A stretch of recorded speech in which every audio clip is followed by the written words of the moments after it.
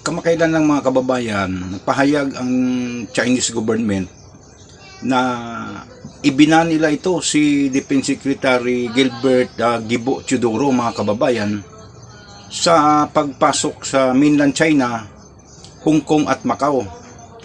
At pati yung immediate family niya, asawa niya at mga anak. So bawal nang pumasok itong si Gibo Teodoro sa mainland China, Hong Kong at Macau.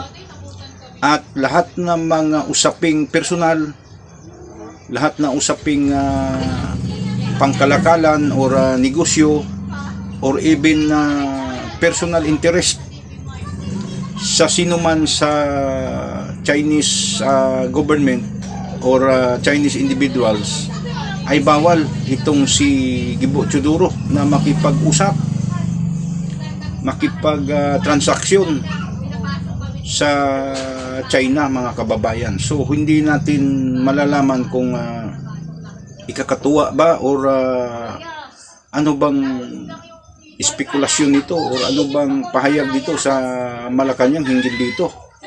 Kasi ito si Gibo Teodoro mga kababayan bilang DND Secretary ay alter ego ito ng presidente natin. Busis ng presidente ay busis din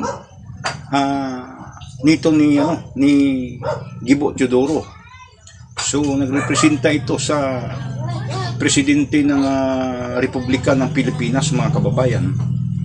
So itong implikasyon nito na binan siya, ang ibig sabihin mga kababayan ay walang tiwala ang Chinese government dito ni Gilbert Teodoro.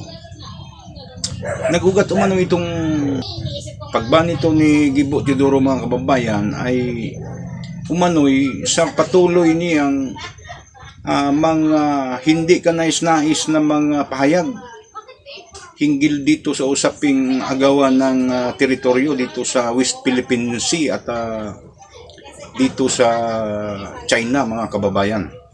Nagalit itong China kay Gibo Teodoro dahil hindi nila nagustuhan naman itong mga pahayag ng Department of National Defense Secretary natin hinggil dito sa usapin nga ng agawang teritoryo. Nakakalungkot, nakakalungkot mga kababayan kasi ayun na nga busis ng presidente ito, representante ng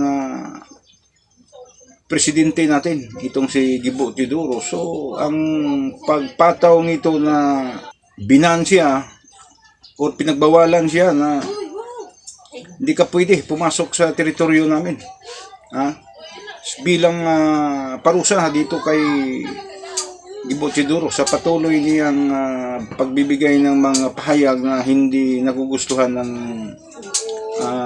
bansang China mga kababayan. So antabayanan natin ito kung ano pang magiging mga update nito sa darating na mga panahon.